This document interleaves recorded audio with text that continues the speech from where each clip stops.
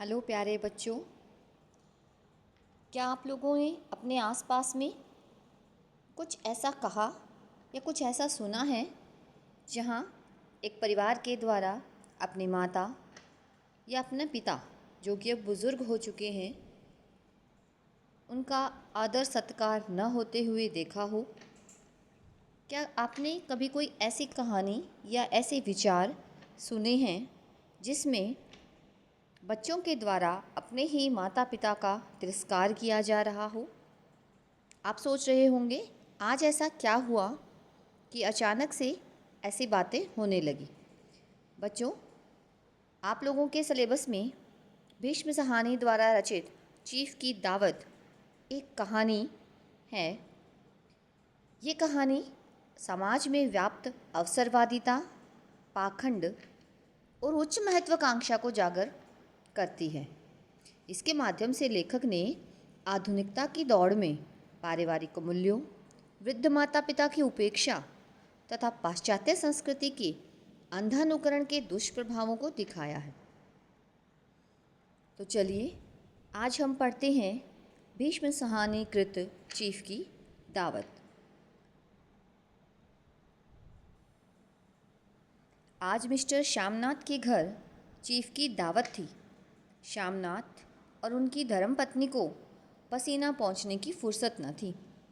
पत्नी dressing gown पहने, उलझे हुए बालों का जूड़ा बनाए, मुंह पर फैली हुई सुर्खी और पाउडर को मले और मिस्टर श्यामनाथ सिगरेट पर सिगरेट फूंकते हुए चीज़ों की फहरिस्त हाथ में थामे एक कमरे से दूसरे कमरे में आ जा रहे थे। आखिर 5 बजते बजते तैयारी मुकम्मल होने लगी। कुर्सियाँ, मेज, तिपाइयाँ, नैपकिन, फूल सब बरामदे में पहुँच गई। ड्रिंक का इंतज़ाम बैठक में कर दिया गया। अब घर का फालतू सामान अलमारियों के पीछे और पलंगों के नीचे छिपाया जाने लगा। ऐसा ही होता है ना, जब हमारे घर कोई आने वाला होता है हम लोग सब तैयारियां कर देते हैं और जल्दी जल्दी में बिखरा हुआ सामान अलमारियों के पीछे और पलंगों के नीचे। तभी श्यामनाथ के सामने सहसा एक अड़चन खड़ी हो गई। माँ का क्या होगा? इस बात की ओर न उनका और न उनकी कुशल गृहिणी का ध्यान गया था। मिस्टर श्यामनाथ श्रीमती की ओर घूम करे अंग्रेजी में बोले, माँ का क्या होगा? श्रीमती काम करते करते ठहर गई और थोड़ी देर तक सोचने के बाद बोली, इन्हें पिछवाड़े इनकी सहेली के घर भेज दो, रात भर बेशक वहीं रहे, कल आ जाए। श्यामनाथ सिगरेट मुंह में रखे सिकुड़ी आंखों से श्रीमती के चेहरे की ओर देखते हुए पल भर सोचते रहे। फिर सिर हिलाकर बोले, नहीं, मैं नहीं चाहता कि उस बुढ़िया का आना जाना यहाँ फिर से शुरू हो। पहले ही बड़ी मुश्किल से बंद किया था। माँ से कहें कि जल्दी ही खाना खा के शाम को ही अपनी कोठरी में चले जाए। मेहमान कहीं 8 बजे आएंगे और इससे पहले ही अपने काम से निपट ले। देखिए, मेहमानों के आने से पहले जिस तरह सामान को छिपाया जा रहा था जो बिखरा हुआ था, मिस्टर श्यामनाथ और उनकी पत्नी माँ जो अब बुज़ुर्ग हो चुकी है, उन्हें भी उस बिखरे हुए सामान की तरह समझकर उन्हें भी छिपाने की बात करने लगते हैं।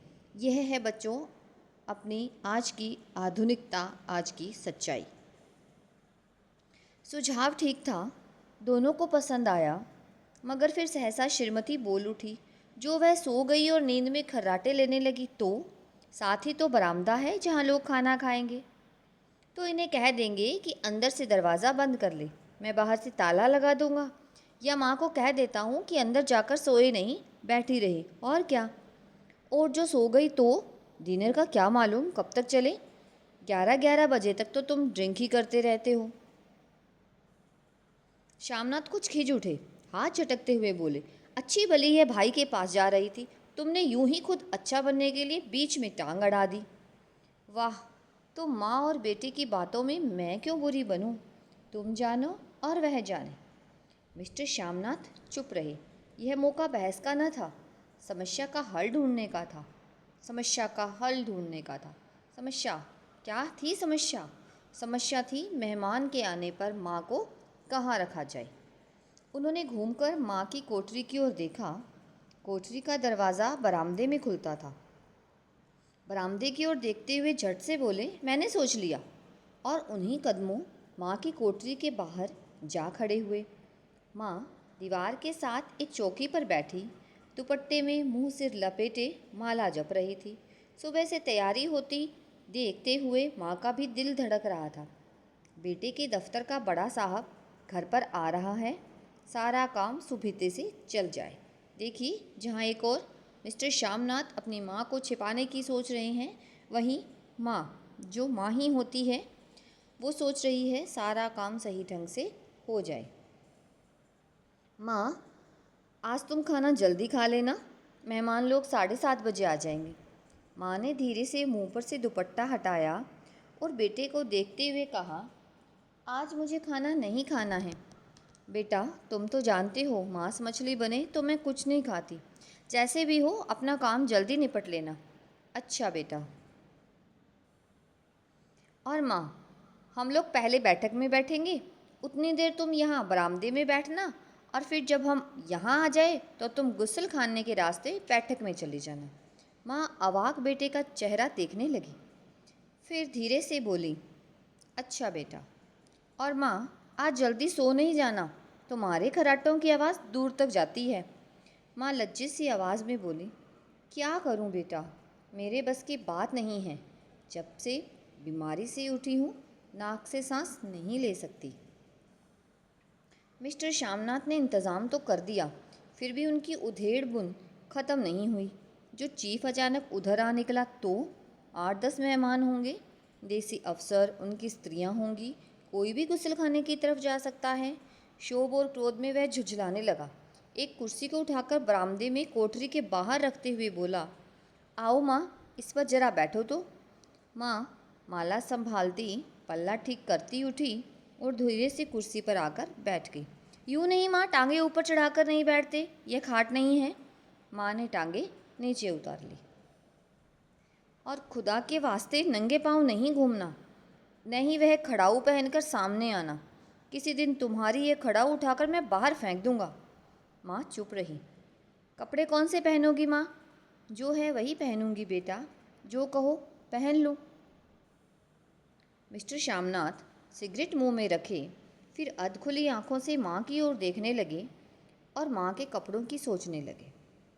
श्यामनाथ हर बात में तरतीब चाहते थे। घर का सब संचालन उनके अपने हाथ में था। खूंटियाँ कमरों में कहाँ लगाई जाए, बिस्तर कहाँ पर बिछे, किस रंग के पर्दे लगाए जाए, श्रीमती कौन सी साड़ी पहने, मिर्च किस साइज़ की हो। श्यामनाथ को चिंता थी कि अगर चीफ का साक्षात माँ से हो गया तो कहीं लज्जित नहीं होना पड़े। माँ को सिर से पांव तक देखते हुए बोले, तुम सफ़ेद कमीज और सफ़ेद सलवार पहन लो माँ, पहन के आओ तो जरा देखूं। माँ धीरे से उठी और अपनी कोठरी में कपड़े पहनने चली गई। यह माँ का झमेला ही रहेगा। उन्होंने फिर अंग्रेजी में अपनी स्त्री से कहा, कोई ढंग की बात हो तो भी कोई कहे, अगर कहीं कोई उल्टी सीधी बात हो गई, चीफ को बुरा लगा तो सारा मज़ा जाता रहेगा। माँ सफ़ेद कमीज और सफ़ेद सलवार पहनकर बाहर निकली। छोटा सा कद, सफ़ेद कपड़ों में लिपटा, छोटा सा सूखा हुआ शरीर, धुंधली आँखें, केवल सिर के आधे झड़े हुए बाल पल्ले की ओट में छिप पाए थे।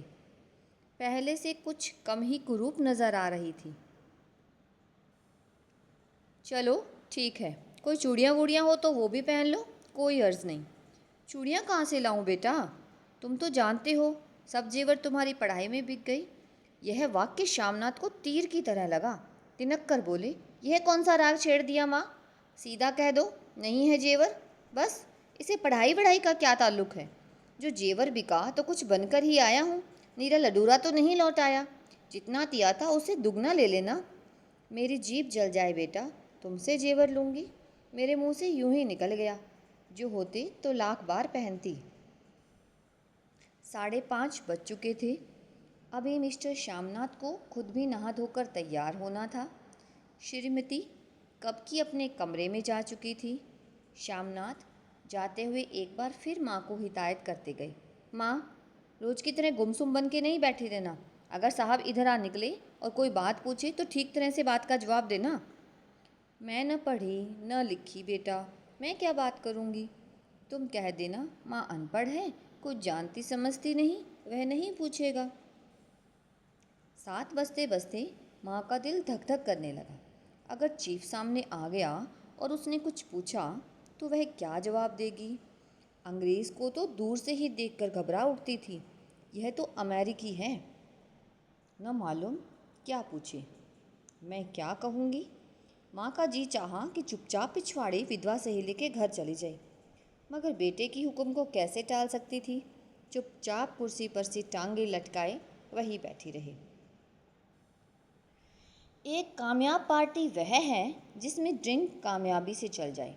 श्यामनाथ की पार्टी सफलता के शिखर चूमने लगी। वार्तालाप उसी रो में बह रहा था जिस रो में गिलास भरे जा रहे थे। कहीं कोई रुकावट न थी, कोई अड़चन न थी।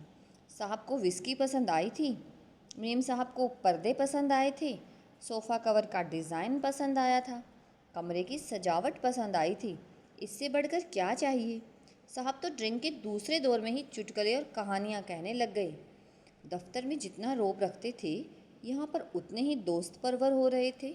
और उनकी स्त्री काला गाउन पहने, गले में सफ़ेद मोतियों का हार, सेंट और पाउडर की महक से ओत प्रोत कमरे में बैठी सभी देशी स्त्रियों की आराधना का केंद्र बनी हुई थी। बात बात पर हंसती, बात बात पर सिर हिलाती और श्यामनाथ की स्त्री से तो ऐसे बात कर रही थी जैसे उनकी पुरानी सहेली हो। और इसी रो में पीते पिलाते 10:30 बज गए। वक्त गुजरते पता ही न चला। आखिर सब लोग अपने अपने गिलासों में से आखिरी घूंट पीकर खाना खाने के लिए उठे और बैठक से बाहर निकले। आगे आगे श्यामनाथ रास्ता दिखाते हुए, पीछे चीफ और दूसरे मेहमान। बरामदे में पहुंचते ही श्यामनाथ सहसा ठिठक गए। जो दृश्य उन्होंने देखा उससे उनकी टांगें लड़खड़ा गई और क्षण भर में सारा नशा हिरण होने लगा।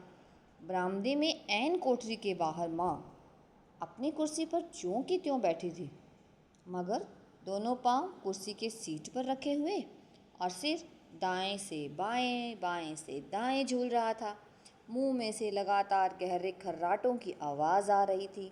जब सिर कुछ देर के लिए टेढ़ा होकर एक तरफ को थम जाता तो खर्राटे और भी गहरे हो उठते, और फिर जब झटके से नींद टूटती तो सिर फिर दाएं से बाएं झूलने लगता।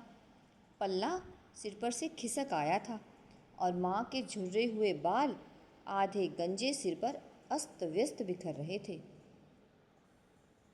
देखते ही श्यामनाथ क्रुद्ध हो उठे। जी चाहा कि माँ को धक्का देकर उठा दे और उन्हें कोठरी में धकेल दे, मगर ऐसा करना संभव न था। चीफ और बाकी मेहमान पास खड़े थे। माँ को देखते ही देसी अफसरों की कुछ स्त्रियां हंसती कि इतने में चीफ ने धीरे से कहा, पुअर डियर। माँ हड़बड़ाकर उठ बैठी। सामने खड़े इतने लोगों को देखकर ऐसी घबराई कि कुछ कहते न बना। झट से पल्ला सिर पर रखती हुई खड़ी हो गई और जमीन को देखने लगी। उनके पांव लड़खड़ाने लगे, हाथों की उंगलियां थर थर कांपने लगी। माँ, तुम जाके सो जाओ, तुम क्यों इतनी देर तक जाग रही थी। और खिसियाई हुई नज़रों से श्यामनाथ चीफ की मुंह की ओर देखने लगे। चीफ के चेहरे पर मुस्कुराहट थी। वह वहीं खड़े खड़े बोले, नमस्ते। माँ ने झिझकते हुए अपने में सिमटते हुए दोनों हाथ जोड़े, मगर एक हाथ दुपट्टे के अंदर माला को पकड़े हुए था, दूसरा बाहर। ठीक तरह से नमस्ते भी न कर पाई। श्यामनाथ इस पर भी खिन्न हो उठे। इतने में चीफ ने अपना दायां हाथ हाथ मिलाने के लिए माँ के आगे किया। माँ और भी घबरा उठी। माँ, हाथ मिलाओ। देखिए माँ, माँ का चित्र आपके सामने है। ये है वो माँ, श्यामनाथ की माँ। कहने को वो श्यामनाथ की माँ है, लेकिन श्यामनाथ शायद उनसे माँ के जैसा व्यवहार नहीं करता था। पर हाथ मिलाती कैसे मिलाती। दाएं हाथ में तो माला थी।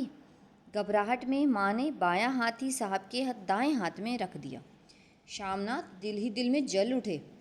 देसी अफसरों की स्त्रियां खिलखिलाकर हंस पड़ी। यूँ नहीं माँ, तुम जानती हो दायां हाथ मिलाया जाता है, दायां हाथ मिलाओ। मगर तब तक चीफ माँ का बायां हाथ ही बार बार हिलाकर कह रहे थे, हाउ डू यू डू। कहो माँ, मैं ठीक हूँ, खैरियत से हूँ। माँ कुछ बड़बड़ाई। माँ कहती है, मैं ठीक हूँ। कहो माँ, हाउ डू यू डू। माँ धीरे से सकुचाते हुई बोली, हाँ डू डू। एक बार फिर कहा उठा। वातावरण हल्का होने लगा। साहब ने स्थिति संभाल ली थी। लोग हंसने चहकने लगे थे। श्यामनाथ के मन का क्षोभ भी कुछ कुछ कम होने लगा था। साहब अपने हाथ में माँ का हाथ अब भी पकड़े हुए थे और माँ सिकुड़ी जा रही थी। साहब के मुंह से शराब की बू आ रही थी। श्यामनाथ अंग्रेज़ी में बोले, मेरी माँ गांव की रहने वाली है, उम्र भर गांव में रही, इसीलिए आपसे लज जाती है। साहब इस पर खुश नजर आए, बोले, सच?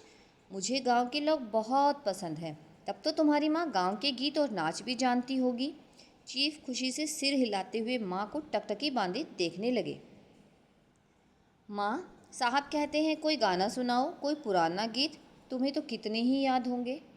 माँ धीरे से बोली, मैं क्या गाऊंगी बेटा, मैंने कब गाया है। वाह माँ, मेहमान का कहा भी कोई टालता है। साहब ने इतना रीत से कहा है, नहीं गाओगी तो साहब बुरा मानेंगे। मैं क्या गाऊं बेटा, मुझे क्या आता है। वाह, कोई बढ़िया टप्पे सुना दो, दो पत्तर अन्नारा दे। देसी अफसर और उनकी स्त्रियों ने इस सुझाव पर तालियां पीटी। माँ कभी दीन दृष्टि से बेटे के चेहरे को देखती, कभी पास खड़ी बहू के चेहरे को। और माँ की दीनता तो बच्चों आप लोगों को दिखाई दे रही होगी कि माँ कितनी दीन स्थिति में थी कि वह कुछ नहीं कर पा रही थी। और यह श्यामनाथ, उसे जो करना चाहिए था वह तो वो कर ही नहीं रहा था। इतने में बेटे ने गंभीर आदेश भरे लिहाज में कहा, माँ। इसके बाद हाँ या ना का सवाल ही न उठता था। माँ बैठ गई और क्षीण दुर्बल लरसती आवाज़ में एक पुराना विवाह का गीत गाने लगी। हरिया नी माए हरिया नी पैणे, हरिया ते पागी परियां हैं। देसी स्त्रियां खिलखिला के हंस उठी। 3 पंक्तियां गा के माँ चुप हो गई। बरामदा तालियों से गूंज उठा। साहब तालियां पीटना बंद ही न करते थे। श्यामनाथ की खींच प्रसन्नता और गर्व में बदल उठी थी। माँ ने पार्टी में नया रंग भर दिया था। नया रंग, हरियाणी माए हरियाणी पैणे, हरियाँ ते पागी परियां हैं। माँ ही जानती है कि उसने कैसे यह गीत गाया होगा। तालियां थमने पर साहब बोले, पंजाब के गाँवों की दस्तकारी क्या है। श्यामनाथ खुशी से झूम रहे थे, बोले, ओह बहुत कुछ साहब, मैं आपको एक सेट उन चीज़ों का भेंट करूँगा, आप उन्हें देखकर खुश होंगे। मगर साहब ने सिर हिलाकर अंग्रेजी में फिर पूछा, नहीं, मैं दुकानों की चीज़ नहीं मांगता। पंजाबियों के घरों में क्या बनता है, औरतें खुद क्या बनाती हैं। श्यामनाथ कुछ सोचते हुए बोले, लड़कियां गुड़िया बनाती हैं और फुलकारियाँ बनाती हैं। फुलकारी क्या। श्यामनाथ फुलकारी का मतलब समझाने की असफल चेष्टा करने के बाद माँ को बोले, क्या माँ कोई पुरानी फुलकारी घर में है। माँ चुपचाप अंदर गई और अपनी पुरानी फुलकारी उठा लाई। साहब बड़ी रुचि से फुलकारी देखने लगे। पुरानी फुलकारी थी, जगह जगह से उसके तागे टूट रहे थे, कपड़ा फटने लगा था। साहब की रुचि को देखकर श्यामनाथ बोले, यह फटी हुई है साहब, मैं आपको नई बनवा दूंगा। माँ बना देगी। क्यों माँ, साहब को फुलकारी बहुत पसंद है, इन्हें ऐसी ही एक फुलकारी बना दोगी ना। माँ चुप रही, फिर डरते डरते धीरे से बोली, अब मेरी नज़र कहाँ है बेटा, बूढ़ी आंखें क्या देखेगी। मगर माँ का वाक्य बीच में ही तोड़ते हुए श्यामनाथ साहब को बोले, वह ज़रूर बना देगी, आप उसे देखकर खुश होंगे। साहब ने सिर हिलाया, धन्यवाद किया और हल्के हल्के झूमते हुए खाने की मेज की ओर बढ़ गए। बाकी मेहमान भी उनके पीछे पीछे हो लिए। जब मेहमान बैठ गए और माँ पर से सबकी आंखें हट गई तो माँ धीरे से कुर्सी पर से उठी और सबसे नज़रें बचाती हुई अपनी कोठरी में चली गई। मगर कोठरी में बैठने की देर थी कि आंखों में छल छल आंसू बहने लगे। वह दुपट्टे से बार बार उन्हें पोंछती, पर वह बार बार उमड़ आते, जैसे बरसों का बांध तोड़कर उमड़ आए हों। माँ ने बहुतेरा दिल को समझाया, हाथ जोड़े, भगवान का नाम लिया, बेटे के चिरायु होने की प्रार्थना की, बार बार आंखें बंद की, मगर आंसू बरसात के पानी की तरह जैसे थमने में ही न आते थे। देखिए, माँ की बेबसी, माँ की लाचारी।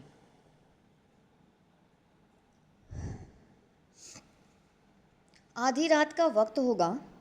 मेहमान खाना खाकर एक एक करके जा चुके थे। माँ दीवार से सटकर बैठी, आंखें फाड़े दीवार को देखे जा रही थी। घर के वातावरण में तनाव ढीला पड़ चुका था। मोहल्ले की निस्तब्धता श्यामनाथ के घर भी छा चुकी थी। केवल रसोई में प्लेटों के खनखने की आवाज़ आ रही थी। तभी सहसा माँ की कोठरी का दरवाज़ा जोर से खटकने लगा। माँ का दिल बैठ गया, हड़बड़ा कर उठ बैठी। क्या मुझसे फिर कोई भूल हो गई? माँ कितनी देर से अपने आप को कोस रही थी। क्यों उन्हें नींद आ गई? क्यों वह ऊँघने लगी? क्यों बेटे ने अभी तक क्षमा नहीं किया? माँ उठी और कांपते हाथों से दरवाज़ा खोल दिया। दरवाज़ा खुलते ही श्यामनाथ झूमते हुए आगे बढ़ाए और माँ को आलिंगन में भर लिया। ओ अम्मी, तुमने तो आज रंग ला दिया। साहब तुमसे इतना खुश हुआ कि क्या कहूँ। ओ अम्मी, अम्मी। माँ की छोटी सी काया सिमटकर बेटे के आलिंगन में छिप गई। माँ की आंखों में फिर आंसू आ गए। उन्हें पोंछती हुई धीरे से बोली, बेटा तुम मुझे हरिद्वार भेज दो, मैं कब से कह रही हूँ। श्यामनाथ का झूमना सहसा बंद हो गया और उनकी पेशानी पर फिर तनाव के बल पड़ने लगे। उनकी बाहें माँ के शरीर से हट गई। क्या कहा माँ? ये कौन सा राग तुमने फिर छेड़ दिया? श्यामनाथ का क्रोध बढ़ने लगा। बोलते गए, तुम मुझे बदनाम करना चाहती हो ताकि दुनिया कहे कि बेटा माँ को अपने पास नहीं रख सकता। नहीं बेटा, अब तुम अपनी बहू के साथ जैसा मन चाहो रहो। मैंने अपना खा पहन लिया, अब यहाँ क्या करूँगी? जो थोड़े दिन जिंदगानी के बाकी हैं, भगवान का नाम लूँगी। तुम मुझे हरिद्वार भेज दो। तुम चली जाओगी तो फुलकारी कौन बनाएगा? साहब से तुम्हारे सामने ही फुलकारी देने का इकरार किया है। मेरी आंखें अब नहीं है बेटा जो फुलकारी बना सकूं। तुम कहीं और से बनवा लो, बनी बनाई ले लो। माँ, तुम मुझे धोखा दे के यूं चली जाओगी? मेरा बनता काम बिगाड़ोगी? जानती नहीं, साहब खुश होगा तो मुझे तरक्की मिलेगी। माँ चुप हो गई, फिर बेटे की मुंह की ओर देखते हुए बोली, क्या तेरी तरक्की होगी? क्या साहब तेरी तरक्की कर देगा?